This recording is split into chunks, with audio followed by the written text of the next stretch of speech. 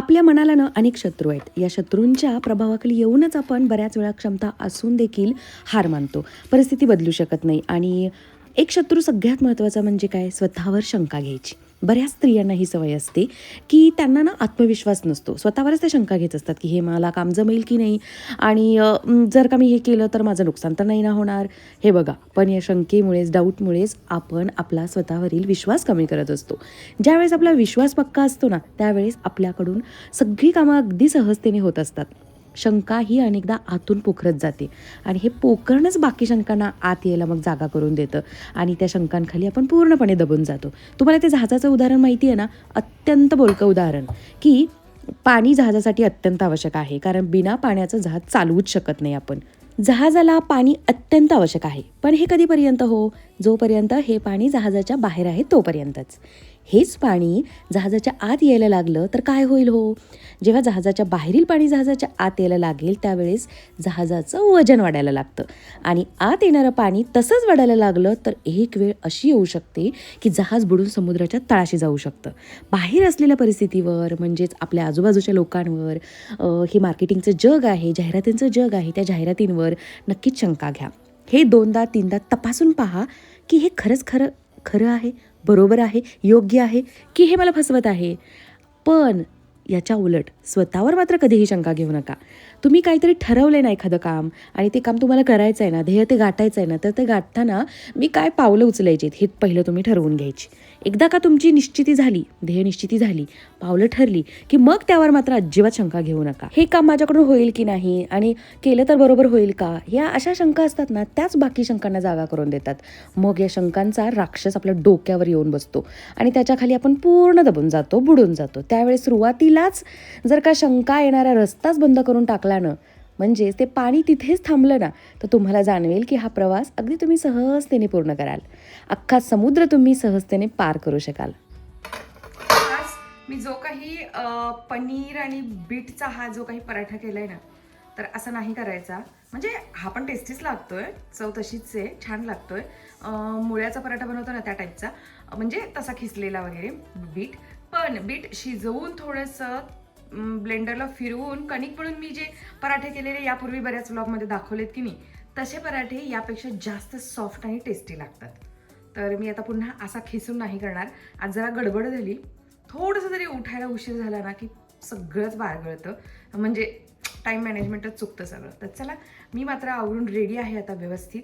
8:10 बाकी आहेत. आमच्याकडे क्लासमध्ये तर खूप गर्दी झाली आहे, त्यामुळे मी थोडंसं वेळेवर निघायचा प्रयत्न करते.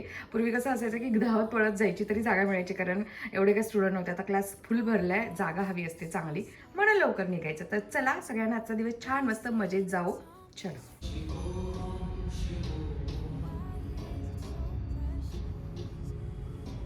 असलं पाहिजे तर एक्झॅक्टली तुमच्या चेस्टच्या खाली असलं पाहिजे, कमरेच्या चेस्टच्या खाली, आणि हात बाजूने काढायचे. ठीक आहे, एकमेकाला हात लागतील, लागू द्यात, काही फरक नाही पडत.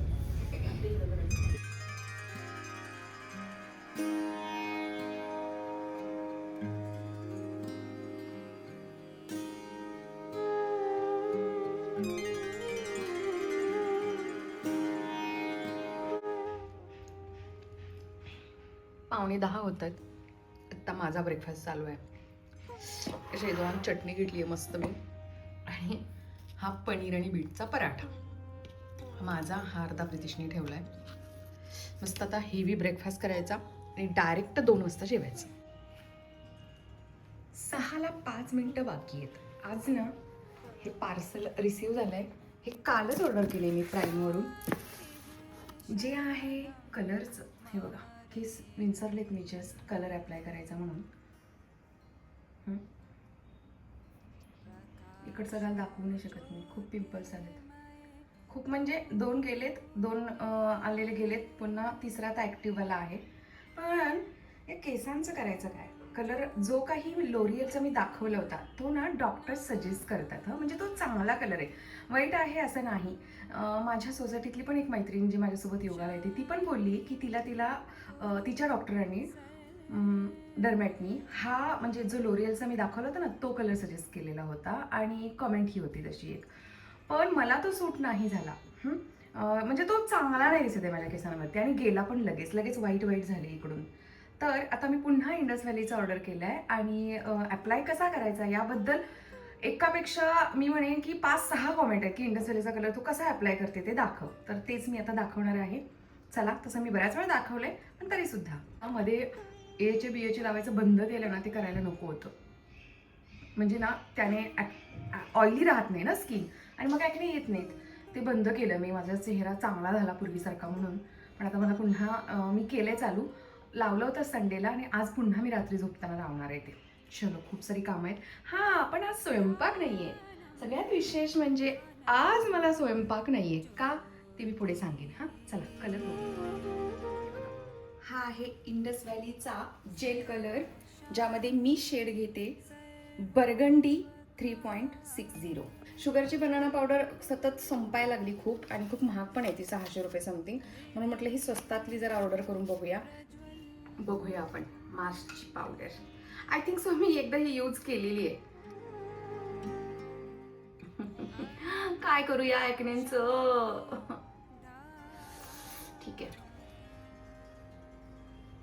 ठीक आहे, जो भी है एक्सेप्ट करना पडेगा. चला कलर लावूया. गुरुवार आहे आज आणि आहोंना फळं आणायला सांगितलेत कारण एकच पेरू शिल्लक आहे. हे बघा, त्याच्या सोबत काय काय येतं हे बघा. माझं अनबॉक्सिंग मस्त केलं ना मी, किती छान. यार, माझ्यासाठी खरंच हा बेस्ट आहे इंडस व्हॅलीचा कलर. नक्की तुम्ही अप्लाय करून बघा एकदा. टॅग करते मी हे प्रोडक्ट. तर याच्यामध्ये किती काय काय मिळाले बघा. 617 रुपयाला हा मिळाला आहे. याच्यावरती 699 MRP दिसेल तुम्हाला, तीही ऑफर करून. पण त्यामध्येही पुन्हा कमी होतं. 617 रुपयाला हा आपल्याला मिळतो. तर पाहिलं तुम्ही की एक जेलचं पाऊच मिळालं, ट्यूब मिळाली सॉरी. त्यानंतर एक अजून पॅकेट आलं, त्याच्यामध्ये हँडग्लोव्ज निघाले आणि आता हे एक पॅकेट आहे. यामध्ये पुन्हा असे ना 4 कलर पावडरचे पाऊच निघतात. आणखी स्पाच्या या 2 पाउचेस आहेत. तर पुन्हा हा कंडिशनिंगचा एक शॅम्पूसुद्धा आहे. इतकं सारं काय काय आहे याच्यामध्ये. ब्रश आहे, एक छोटंशी ते झाकण आहे मेजरमेंटसाठीचं. तर हे बघा, हे जे एक पॅकेट आहे ना, ते फक्त एका वेळेला मी एकच वापरत आहे. कारण मी आता पूर्ण केसांना कलर नाही लावणार आहे, जस्ट टचअप करणार आहे. कारण तुम्हाला माहिती आहे की मी लोरियलचा जस्ट 1.5 महिना झाला असेल लावलेला आहे. आणि हा सुद्धा मी 1.5 महिन्यांनीच अप्लाय करते. म्हणजे 617 रुपयाचा हा पूर्ण कलर मला जवळपास 6 महिने जातो. म्हणजे 6 महिने, कधी कधी त्याच्यापेक्षा जास्त. हा खूप म्हणजे खूप असं रिझनेबल कलर आहे आणि मला खूप छान सूट झाला आहे. तुम्हाला जर का मी नवीन अप्लाय केलेला हेअर कलर पाहायचं असेल ना, तर मी काही शॉर्ट व्हिडिओ जस्ट ब्लॅक साडीवरचे शेअर केले आहेत, ते बघा. कारण ते यानंतरच मी शूट केलेले आहेत. त्याचासुद्धा लॉंग व्हिडिओ येणार आहे उद्याच. आज हा टाकते मी ना, तर उद्या नक्कीच तो येईल. कारण त्यामध्येच मी सगळं काही शेअर केलं आहे आणि हेअर कलर केल्यानंतरचेच ते व्हिडिओ आहेत. काय सुंदर कलर आला आहे तुम्हाला त्या व्हिडिओमधून कळेल नक्कीच. तर हे बघा, अशा पद्धतीनं एक ते पावडरचं पॅकेट घेतलं आणि बरोबर त्याच्यासाठी 1 टोपण ते जेल मिक्स करायचं आहे. आणि जो काही ब्रश, कंगवा त्याने सोबत दिला आहे ना, त्यानेच मी छानपैकी ते मिक्स करून घेतलं आणि आता अप्लाय करायचं. बघा, फक्त टचअपसाठीच मी आता हे यूज करणार आहे आणि पूर्ण केसांना सुद्धा आपण करू शकतो जर का तुमची लेंथ कमी असेल तर. आता माझी थोडीशी लेंथ वाढलेली आहे आणि खरं तर गरज पण नाही आहे, कारण ऑलरेडी खाली केस पांढरे झालेले नाही आहेत माझे आणि कलरसुद्धा आहे त्याला. खूप म्हणजे खूप भारी हा इंडस व्हॅलीचा कलर आहे. याने केस, खरं सांगते मी तुम्हाला, लोरियलच्या कलरपेक्षा खूप खूप खूप खूप कमी गळतात. अगदी तुम्हाला लगेच फर्स्ट ॲप्लिकेशनमध्येच फरक जाणवेल. बरं, हा कलर टिकावा याच्यासाठी त्यांनी ना त्या जे काही सोबत बुकलेट दिलं आहे त्यामध्ये माहिती दिली. त्या पद्धतीनं आज मी करून बघणार आहे आणि तुम्हालाही सांगणार आहे की खरंच काही फरक पडतो आहे का. मागच्या बाजूला जे केस पांढरे आहेत ना, ते दिसत नाही आहेत प्रॉपर, म्हणून आहोंनी हेल्प केली आहे मला. आहोंनी जर का पूर्ण केसांना कलर लावून दिला तर अगदीच छान लावतात, पण खूप वेळ घेतात रावते. म्हणूनच मी त्यांना म्हटलं नको तुम्ही लावायला, माझं मी लावून घेते पटकन. कारण यानंतर त्यांनी जे सांगितलं आहे की केसांना जर का तुम्हाला जास्त दिवसासाठी कलर टिकवायचा असेल किंवा जर का तुमचे अगदी जिद्दी पांढरे केस असतील, म्हणजे खूप सारे व्हाईट झालेले, पूर्ण व्हाईट झालेले केस असतील, तर अशा केसांना प्रॉपर कलर चढावा म्हणून काय करायचं. चला, मी करून बघणार आहे आणि तुम्हालाही त्याचा छानसा रिव्ह्यूही देणार आहे. व्हिडिओ हा त्यासाठी प्लीज कंटिन्यू बघत राहा. हे बघा, हे असं लावून ठेवलंय. आता काय करायचं माहितीये, त्यांनी ना त्या बुकलेटमध्ये त्या जे काही सोबत दिले ना त्यामध्ये इन्स्ट्रक्शनमध्ये दिले, हे पूर्वी देत होते की नव्हते मी कधी वाचलंच नव्हतं, पण आत्ता आज वाचलं मी ते, कारण ते थोडंसं त्यांनी चेंज केलंय आणि म्हणून मग मी ते वाचलं. बघितलं तर त्यांनी असं दिलंय की जर का तुमचे खूप पांढरे शुभ्र केस झालेले आहेत आणि ते होत नाहीत दिलेल्या वेळेमध्ये व्यवस्थित कलर त्या केसांना, तर पहिले 10-15 मिनिटं तुम्ही ब्लो ड्राय याला ना हे करायचंय, ड्रायर मारायचंय किंवा हॉट कॅप जर का तुमच्याकडे असेल तर ती लावायची. तर माझ्याकडे ड्रायर पण आहे, कॅप पण आहे, तर मी आता ड्रायरच्या ऐवजी ना कॅप लावून ठेवते 10-15 मिनिटं. मी ती कधीच वापरलेली नाहीये, पण आता हे डायरेक्ट अशी नाही वापरू शकणार, याच्यावरती मला ना काहीतरी प्लास्टिक लावावं लागेल, कारण ती कॅप मग घाण होऊन जाईल. पिंक कलरची मस्त कॅप आहे आणि बऱ्याच वेळा तुम्ही सुद्धा कॉमेंट केली की ताई अगं रिव्ह्यू दे ना त्या कॅपचा, तर मी ना स्पा केलेलंच नाहीये, जस्ट ती ऑर्डर करून ठेवली आहे. त्याच्यासोबत एवढी क्रीम बरंच काय काय ऑर्डर करून ठेवले, तर करेन आता मी, मला वेळ नाहीये, तुम्ही पाहताय ना. तर हे आहेत ना हे हँड ग्लोव्ज, हे टाकून द्यायचे, हे यूज अँड थ्रोचे आहेत, धुवून वगैरे नंतर वापरत मी नाही, हे टाकून द्यायचे आणि नंतर ब्ल्यू कलरचे 10 रुपयेवाले मेडिकलमध्ये मिळतात ते वापरायचे. ते धुवून वापरू शकतो आपण एकदा दोनदा, हे मात्र फर्स्ट टाइम एकदा वापरायचं आणि टाकून द्यायचं. चला आहो आलेले आहेत, आता मस्त ना मी आहोंच्याच देखरेखीखाली ती कॅप लावून बसते. 10-15 मिनिटं बसते, नंतर लगेच स्वयंपाकाला घ्यायचंय. चला आहोंची मदत घेऊया आणि हे प्लास्टिक लावूया. गुंची म्हणायचं आम्ही ह्याला. हा, असं पावसात घेऊन जायचं ना आपण असं. गुंची. हा, थांबा, हे कशासाठी सगळं चाललंय माहितीये का, कारण जी स्पाची ही कॅप आहे ना, हे बघा ही किती सुंदर आहे सांगा बरं. याला आतमध्ये आहे प्लास्टिक, पण तरी सुद्धा याला कलर लागू शकतो ना, ते सगळं बर्गंडी कलरचं होऊन जाईल ना, म्हणून ही प्रोव्हिजन करतोय आपण. हा, घट्ट कर आणि त्याला हे असं हिला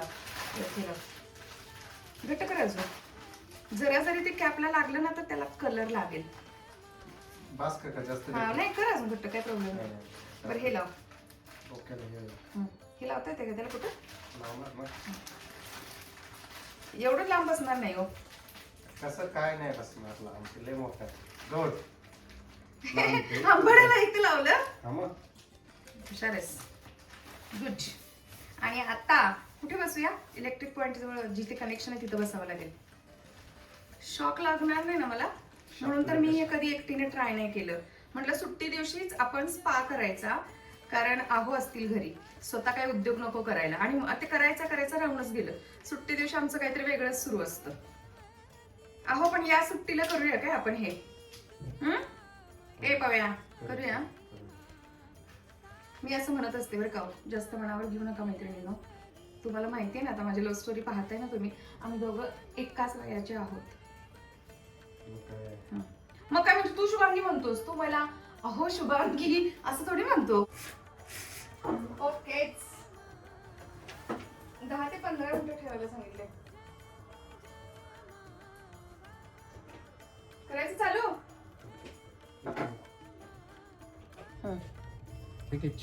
अरे प्लास्टिक लावायची गरजच नव्हती. काय आहो आत्ता सांगतात मला, अगं ही चेन दिली आहे ना, ती काढून तू धुवू शकते.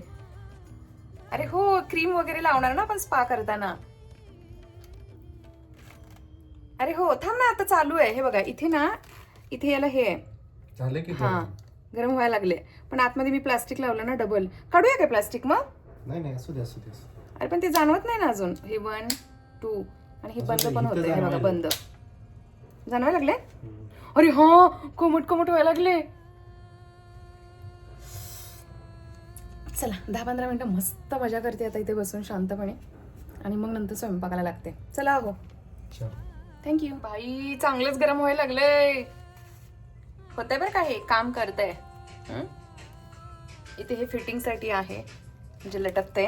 हा थंडीच्या दिवसात बरं वाटतंय, पण आता उन्हाळ्यात काय माहिती कसं आहे. पण ठीक आहे, मी कुठे आता हे मागवून 6 महिने झाले, अजून स्पा नाही केलेलं अजून, म्हणजे पहिल्यांदाच मी आज हे यूज करते, तेही या पद्धतीनं. तर 10 ते 15 मिनिटं ठेवायचे. 5-7 मिनिटं झाली आहेत आणि छान आता गरम झालेला आहे. आय होप की कलर आता छान येणार आहे यावेळेला, आणि तो टिकणार आहे. टिकण्यासाठी हे सारं करायचंय आणि येण्यासाठी सुद्धा. काय चाललंय, माझाच व्हिडिओ आहो बघतायत, रोज ऑफिसमधून येताना आहो व्हिडिओ बघतात आणि तुम्हा साऱ्यांच्या सगळ्या कॉमेंट सुद्धा वाचत असतात. हो ना आहो? आणि स्वतः तुम्हाला जेव्हा कॉमेंट येते तुमच्याबद्दल काय फील होतं? माझ्याबद्दल ना, आपल्याला माहिती खुशी होते ना? खुशी होते पण खूप एक जबाबदारीची जाणीव पण होते. उड्या मारत येतात की अगदी आनंदानं. हा, मला अशी कॉमेंट आली म्हणून सगळ्या कॉमेंट वाचतात बरं का. बरं चला, तुम्ही व्हिडिओ एन्जॉय करा, मी स्वयंपाक करते आता. इकडे माझ्या बच्चाचं काय चालू आहे. मेरी बचकन पढ़ाई में बिजी है क्योंकि उसकी एग्जाम आ रही है. अरे दिवा लावायचा राहिलाय. चला पहिले दिवा लावून घेते. बरं, मी तो हेअर कलर किती वेळ ठेवते माहिती आहे. सुरुवातीचे आपण 15 मिनटं ती जी काही कॅप आहे स्टीम घ्यायची, स्पा करण्याची, ती वापरली मी. आणि त्यानंतर पुन्हा मी 1 तास कलर ठेवला केसांना आणि काहीही साईड इफेक्ट किंवा डोकं जड होणं, दुखणं असं काहीही जाणवत नाही. लोरियलच्या कलरनी मला थोडंसं डोकं माझं हेवी झाल्यासारखं फील होत होतं. याने तसं काहीही होत नाही.